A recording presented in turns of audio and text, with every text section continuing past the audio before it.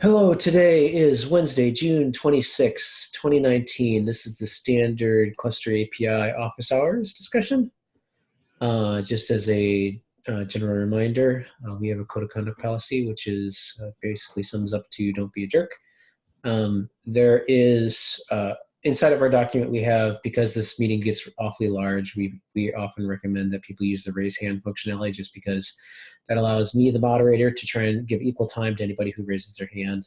Otherwise, it can have a tendency to generate. So with all of that preamble in mind, we have if you want to add your deets to the doc, that would be highly useful and beneficial to other people who are doing the play at home game. If you have topics that you'd like to discuss that currently are on the list, feel free to append to the end of agenda before the issue triage area. And let's get this party started. Vince, you have the first topic. Yes. Well, just noticed that GitHub package registry was enabled for Kubernetes org. And so it just kind of like more a heads up, like if we start looking into it, if the community would be fine to kind of be using this going forward and before V1 Alpha 2 releases. Tell me more about GitHub package registry. I know nothing about it. It just like a Docker registry built into GitHub. It seems that Kubernetes org is enabling it on all repos. TBD what that would look like, but that would also allow us to kind of just use actions to build and publish packages on the fly. The nice thing about it is that it's built into GitHub. So when you get into the owner's file and you get access, you can actually push and but the ultimate goal should be to just automate everything out of it instead of manually pushing it, which is what we do today. I like it. When can we do it? And we don't have to hound Justin randomly to push to a GCS bucket. Yeah. TBD, I will explore it probably this Friday, but we'll see if it works. It's still in beta. So. I tried it this morning and it is not working yet. We just did the working group Kits infra earlier today, half an hour ago it ended. There will be, we have unlocked buckets at this point. If you send a PR, you can get staging buckets. There will be a promoter process. It is not in place yet, so we don't yet have promotion from those staging buckets to the official K8s GCR ones. The challenge, I believe, will be that promoter process, as it is currently written, does not support anything but GCR as the source. I do not personally think it would be too hard to add another source. So it doesn't really matter where the staging buckets are, right? But the final promotion, I think we should have it be under the Kubernetes infrastructure.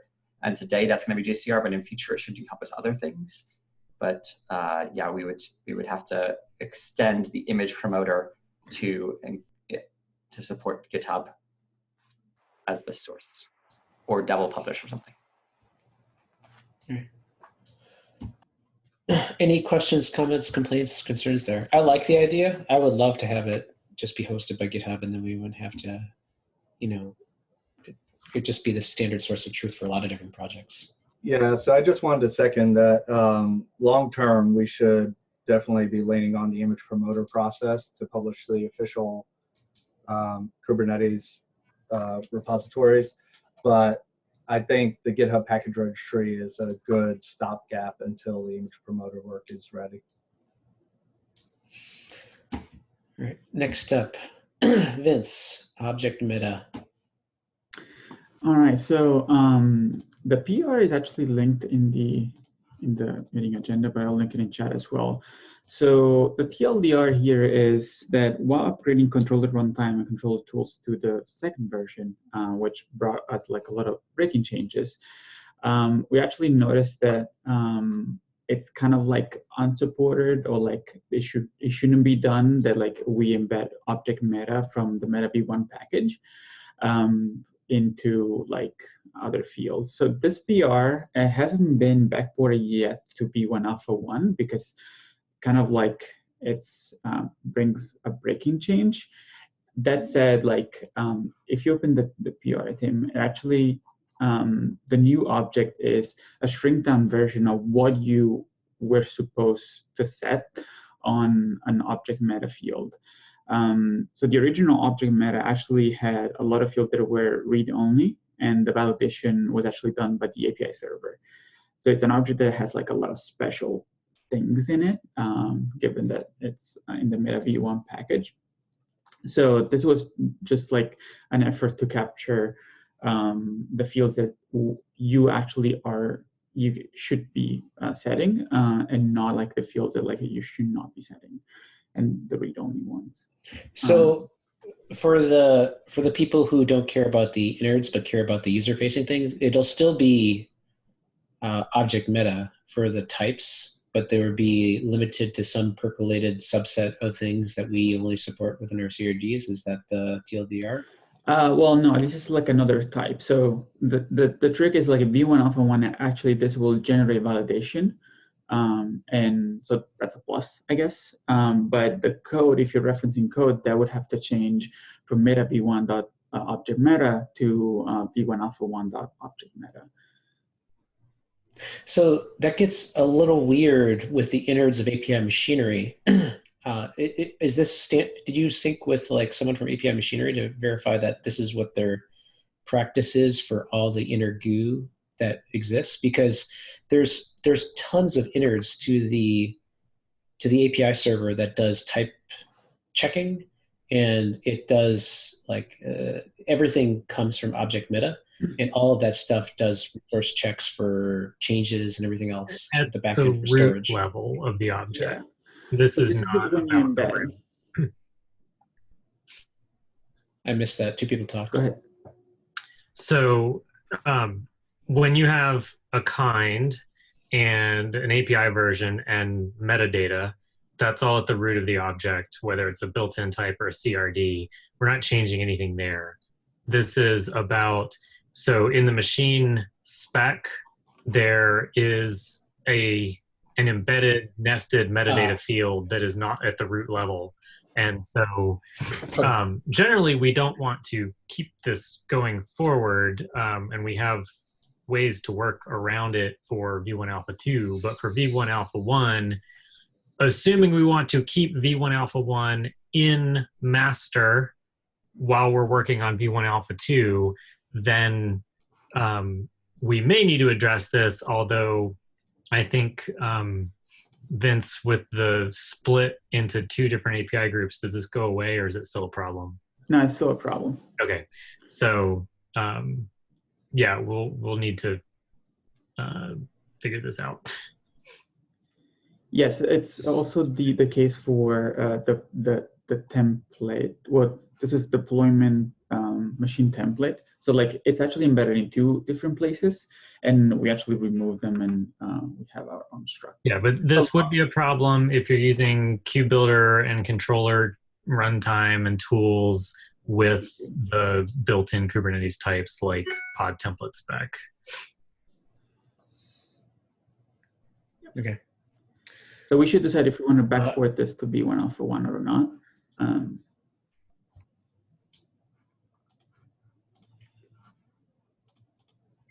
I'm not sure that it's necessary. So to be clear, we're talking about the release 0.1 branch for a backport candidate, right?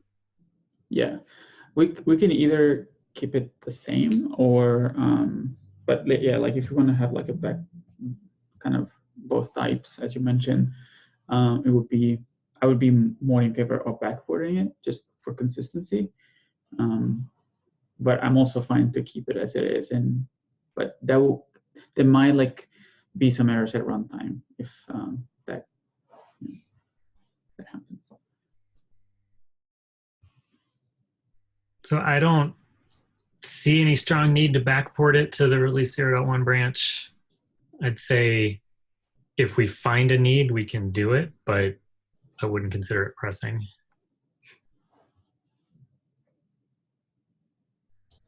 Any other questions, comments, complaints, concerns about object meta?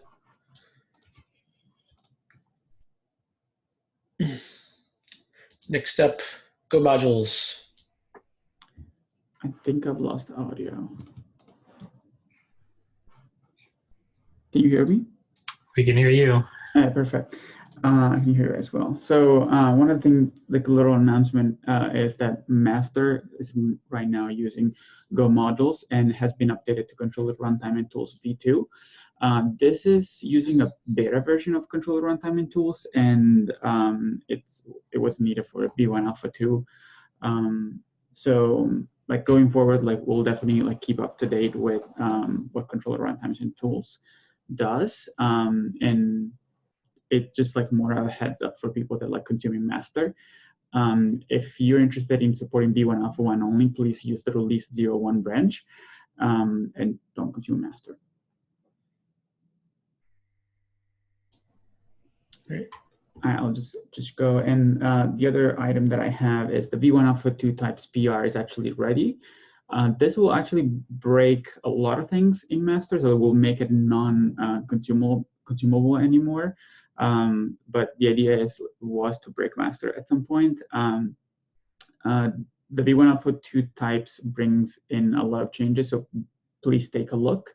And if you have any comments, questions, concerns, I'm happy to answer them on the PR itself. Any questions with either Go modules or V1 Alpha 2 types?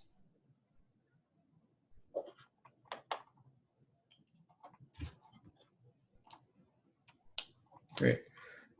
Next up, just as a PSA, that I talked briefly during grooming that I wanted to collect all the details with regards to Cluster Cuddle.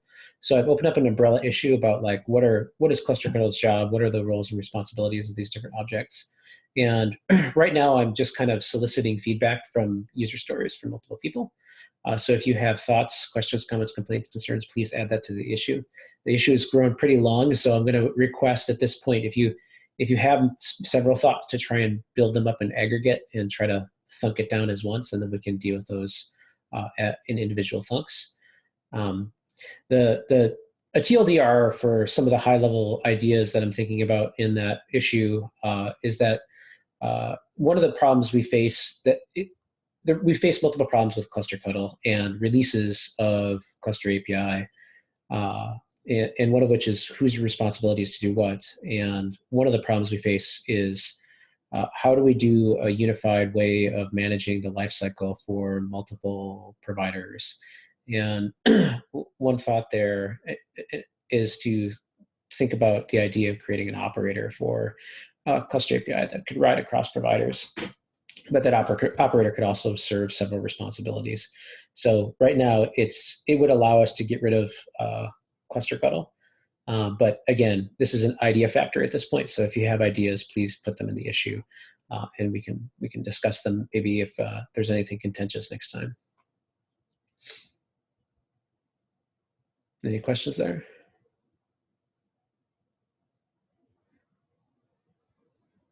All right. Next up. Jason. Yeah, we've had quite a few changes land recently that have been backported already to release 0.1 branch. And I think we're about ready for a 0.1.4 release now. We have some updates to new events for the machine sets and machine deployments, as well as the remote node references. So if there's anything that anybody wants to get into the 0.1.4 release, now's the time to raise it. Otherwise, I'd like to see if we can go ahead and cut that at the end of this week. Is there a tracking issue or something? Oh, a couple hands raised right at the same time. Andy first. So I'm hoping to get this released sooner rather than later. So if we can do it today or tomorrow instead of Friday, that would make me happy if nobody objects. Michael? I'm not sure that's the exact topic, but hopefully is. Basically, will I be able to get the node and get the machine from that node as part of this 0.1.4? So Go ahead. Go ahead, Andy. Whatever provider you're using will need to support a new convention that we established for remote node references. So it's a two-part thing. The first part is that when your cluster is created, the provider is responsible for creating a kubeconfig secret that contains a kubeconfig with a specific naming convention, and then Cluster API 0.1.4, when we release it, we'll be able to set the node reference for you and get the status of the node to make sure that the machine set replica counts are updated. So basically, I understand it's AWS provider. So, but the question, I guess I didn't formulate it properly. My apologies. Is that that's the intent to allow nodes reference machines and machines reference nodes. Is that correct? It's to establish the relationship between the machine and the node, yes. Okay, thank you so much. Thank you. Any other questions with regards to 0.1.4 release and timeframe? And features, or I should say fixes?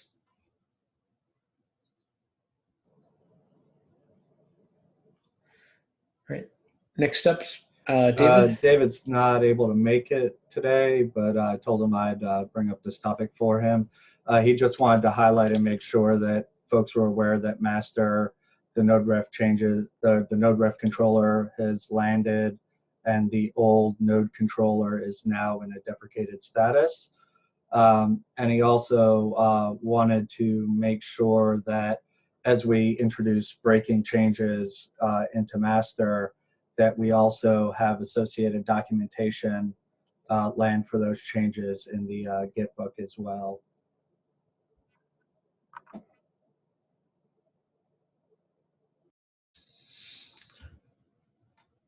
I don't see any questions. You have the next couple items. Looks like Andy's got his hand raised right now. Yeah, so that appears to be a question. Like, should we be updating the Git book to document what's in master, or should we be documenting what you can do with the release 0.1 branch, released code? So I think there's two portions of this, because the documentation right now is geared towards provider implementers today. So ideally, we would have documentation available for how to consume what's in master as we start gearing towards the next release. But we also probably have to establish some type of strategy for having released versions documented separately from master as well. Vince, and then I'm gonna call out Pierce afterwards. I was just gonna say, just to echo, I think the documentation should, for now at least, point to V1 Alpha 1 wherever possible, given that V1 Alpha 2 is not in a consumable state. There is the question that I had is like, how can we support like both versions at the same time? I think to wait for David for that, but for now I would prefer that if the docs like actually refer to a stable version.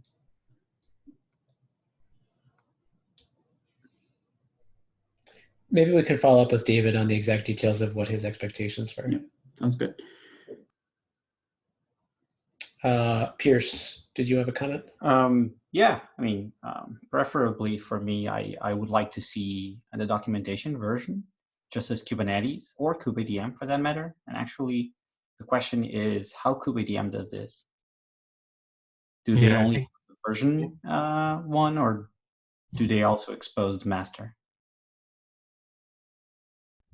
Tim, that's what you wanted to defer discussion around until we can talk to David, right? Yeah. Yeah, that was basically my comment. Thank you. Jason? Yeah, I was just saying we can likely model off of the way that the KubeBuilder is building their docs, because they have switched over to a similar model for publishing via Netlify like we have.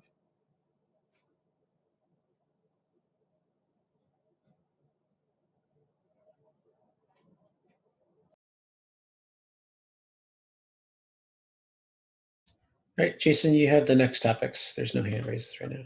Yep. Next topic is when we cut releases, we should use annotated tags rather than the lightweight tags like we've been doing to date.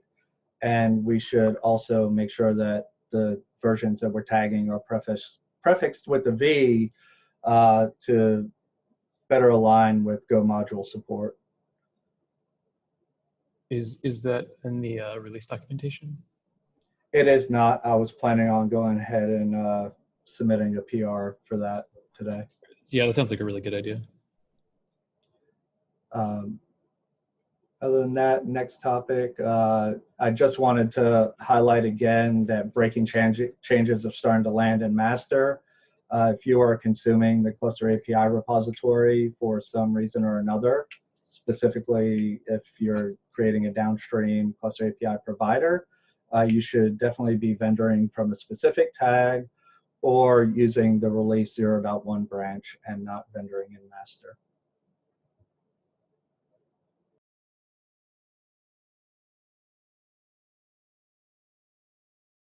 Questions? Yeah, I just, sorry about the tagging. I got the wrong way around. I thought you were not out of V. Should we retroactively tag the previous releases with Vs also? I think we can do that without any real risk.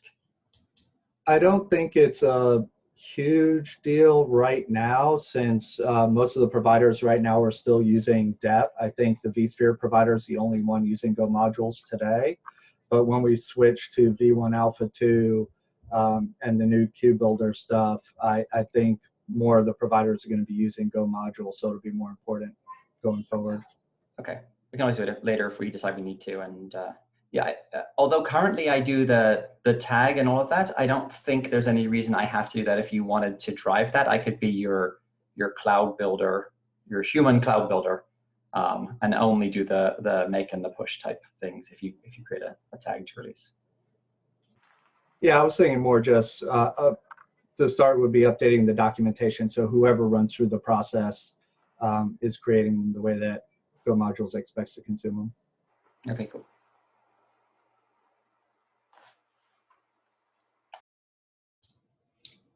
Any questions? All right. Does that kind of cover your two issues then, Jason? It sure does. All right. I just wanted to mention that we have a new repository in GitHub for the KubeADM Bootstrap provider. It doesn't have any code yet, but we will be using this repository to add code for KubeADM bootstrapping based on the proposal that was merged last week. So if you're looking for it, it's right there. And as we get the V1 Alpha 2 types PR merged, hopefully soon, we should be able to start working on the Bootstrap provider as well. So if you're interested, please come file issues or find us on Slack. Are there any questions there? I know that this was an issue for a lot of different providers, right? So deduping is a huge deal.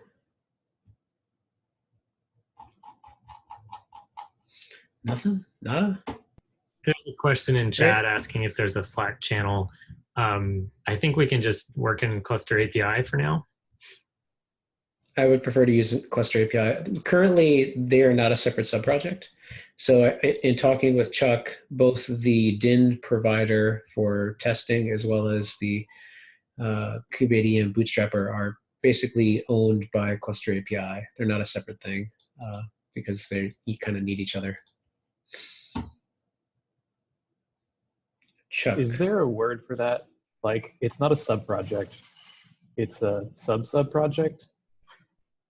No, it's just owners references of a subproject. If you look across API machinery, this is all over the place. As an Yeah, I was example. just curious if there's a way we could API refer to this kind of project, but I guess not. A project owned by Cluster API.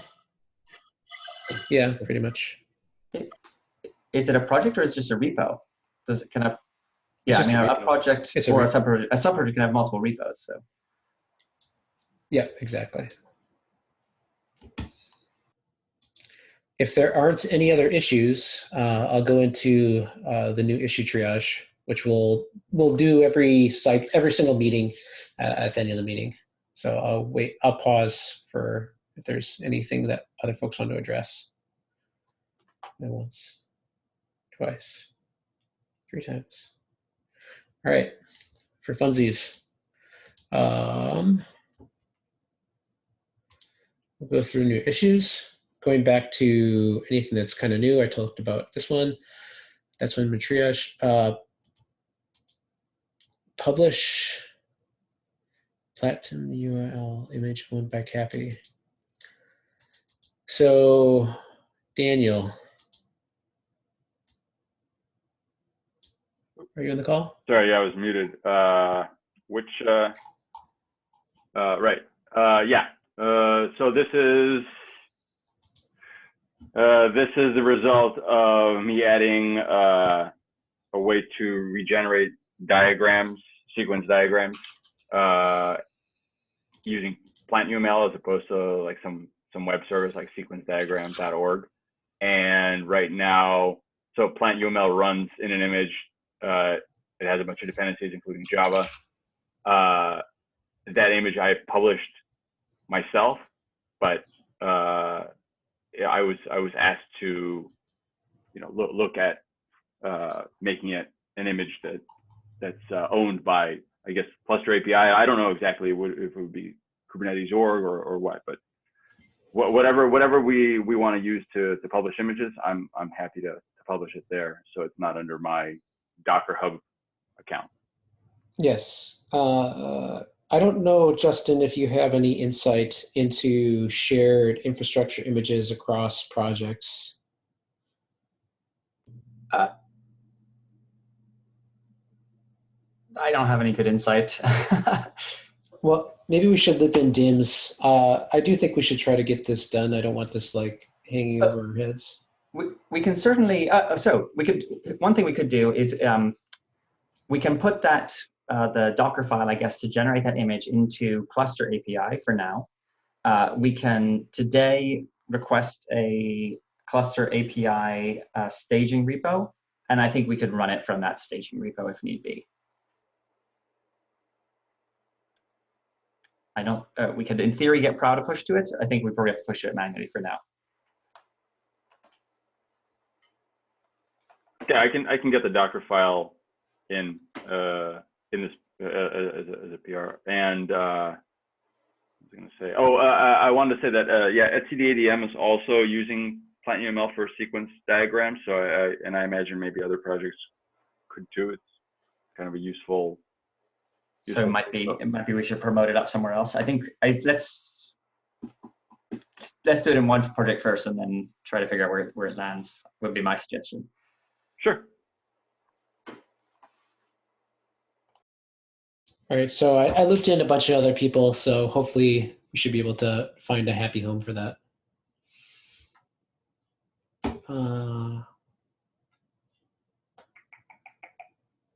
There was an issue that we logged as part of the code walkthrough. I didn't actually say it earlier, but shout out to Vince for doing the code walkthrough. Hopefully folks found that useful. Apparently somebody's done a PR already for update for some of the items in the glossary that we had. We noticed we were missing as we were talking about things walking through. Come up with a globally valid API groups. It looks like somebody had already triaged this. This is actually ongoing in and will be fixed in 10.30, Oh, yeah. I believe. This is part of the walkthrough too as well. So those who aren't aware, it shouldn't be K8s.io. Sorry, why should it not be K8s.io? Because it's there. If you actually do the API review semantics of what the guarantees are for Kubernetes APIs, it should be something else like SIGs or SIGs.ksio or ksio-SIGs or something like that, because there are certain guarantees of what it means to be a Kubernetes API, and what it means to be like an extension, right? So having it clearly denoted as such is probably important. But I guess I would ask, are there things that we're not following? I thought we were. I mean, we are a Kubernetes project, right? We are a Kubernetes project, but like it's strict API types versus like when people are consuming them, they want to know that this is not KK. This is something outside of KK. And the API reviewers, Jordan and Clayton, namely, have called this out as like we should probably find a home and a name for this. Okay. If we could, can we link to that issue, because I have strong views that is something we should not do. So, but it is not. Obviously, it's a bigger topic than here. Yeah, I will loop you in with Jordan. It wasn't an actual issue; it was a conversation. So it happened a couple of times now. Yeah, I believe there is actually a API conventions thing that Andy just pasted in the meeting notes.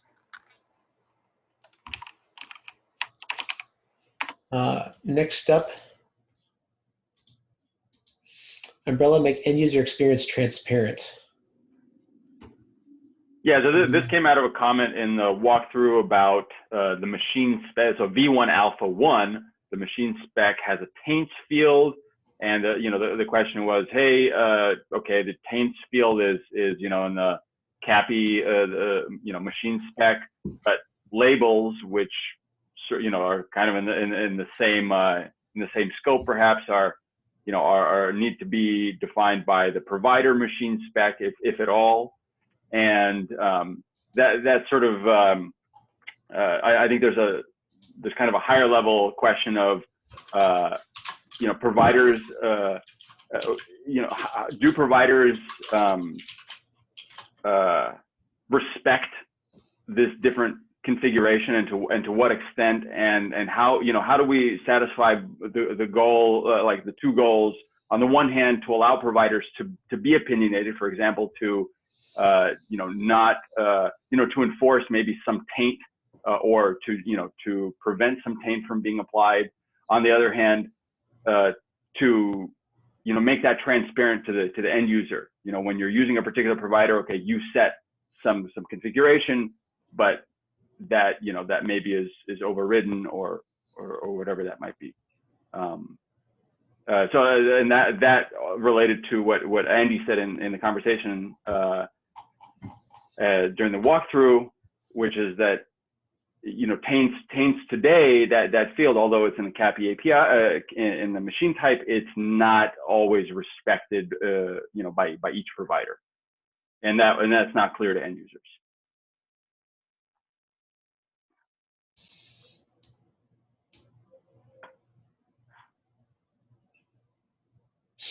Okay, I think yes, and the conversation piece on the issue is that this should be part of the bootstrap logic and not necessarily part of the machines. Do we want to keep this issue open? Do we want to assign it to somebody? What's the TLDR from the community? Andy? This will, the cluster API fields will be resolved by removing them in Vince's V1 Alpha 2 PR. The implementation of taints and labels will be left to the bootstrapper. So we'll be doing this in the kubeadm bootstrapper repo, and any other repos would need to do similar things as well. So I'm going to assign this to you for us to close out when that capability exists. Is that fair? It is. Thanks.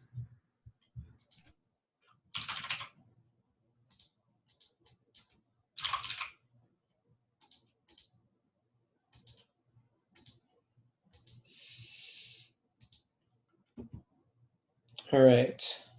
Umbrella Kubeler V2 support. I think this one's pretty, Michael, you have a question or a comment? Me? No. Oh, sorry, I hit that by accident. Oh, okay. It popped up on my screen. Next up is Umbrella kubebuilder V2 support. I think this is already kind of in flight and you talked about it. So I don't think there's much. Are there any questions about this? Once, twice, 3 times. Right. Last but not least, machine controller problem self-detection. Michael. Go ahead. Yeah, I can talk about this briefly. Essentially, you know, you could have, say, 100 machines and all in various states, and it's kind of an exercise for the user to figure out what's going to be successful and what's not. And we don't have anything today that tries to inform the user that, hey, this thing's been going for a while and you probably need to look into it. So for me, the most logical place to do that in today's model and the V1 Alpha 2 model is probably the machine controller, and basically have some configurable times where it detects that if it hasn't progressed past a certain point for whatever reason to send up some signal. My preference would be labels, because you can filter on labels, and this is an exercise for the administrator to quickly identify things that are not working. And CRDs don't currently support filtering on other fields. So that's what this is about. Questions, comments, complaints, concerns, priority? Are you going to work on this, Michael? Doug. Hi, yeah. I'm a little bit worried about putting this in the machine controller because some aspects of the timeouts may be provider specific. And so I would just want to make sure that the provider is able to say, yeah, this is still going on. I'm still working on doing whatever it is that it's supposed to be doing, and not make assumptions based solely on time. Andy? Then Michael. So I wrote this in a comment down below, but I think that it's important to think about this from a requirements perspective and not an implementation perspective initially. So if we can come up with use cases and specific examples, like what you just said, Doug, about the interactions between an infrastructure provider and Cluster API proper, I think trying to look at it that way will help us figure out where it makes the most sense to implement this. Michael? Yeah, I mean, I'm happy to implement it in the infrastructure provider itself. I mean, that's kind of, if you kind of look at today's model, it's machine controller and infrastructure provider, one and the same. But I think there's room for doing it in the machine controller in any case if we make it a tunable thing. For instance, I know Bare Metal previously said, well, hey, this might, you know, take an hour for us to actually provision something. And so I think, you know, having it tunable would kind of help support that. Other Michael, and then I'm going to pull rank for triage. Just a general comment, or if I may ask for a favor. It sometimes gets a little bit confusing if there are like 2 Michaels or 2 Jasons or 2 like other first names, maybe just like maybe first letter of the last name or something, or I'll be fine with Michael B. That's cool. But that just every single time that right now was Michael and I go, me? No, not me. If that's possible. Sure, I can try to do that. Thank you so much. So the TLDR from my perspective from listening to the comments is that I think it's worthy to try to address. Do you think you're going to have time to address this in this cycle, Michael? I'd love to, just need to figure out where we want the code to live. So yeah, I think the next steps will be to work out the logistics on the issue, and if there's still contentions, we can talk about it next time. But if resolution is made, then just go forth and get her done. Okay. There are no more issues to triage. For those who are doing the at-home count, V1 Alpha 2 grows. Also, there are a number of issues inside of V1 Alpha 2 that are either marked as good first issue or have help wanted labels attached to them. So if you are interested in helping out, please feel free. That would be very highly beneficial. As another note, just to reiterate for those who are new, there is a separate grooming doc, which I can paste in the Cluster API channel afterwards, that says, just because somebody's been assigned doesn't mean that they're the only person that can work on it. Just go ahead and talk with the person and let them know that you're going to actively engage on this issue. Once the only constraint we currently have is that you mark it as lifecycle active, because that denotes that other people shouldn't be trying to submit a patch. How do we mark it that way? You can actually have, the bot has a command, lifecycle active. Cool. Are there any other questions, comments, complaints, concerns?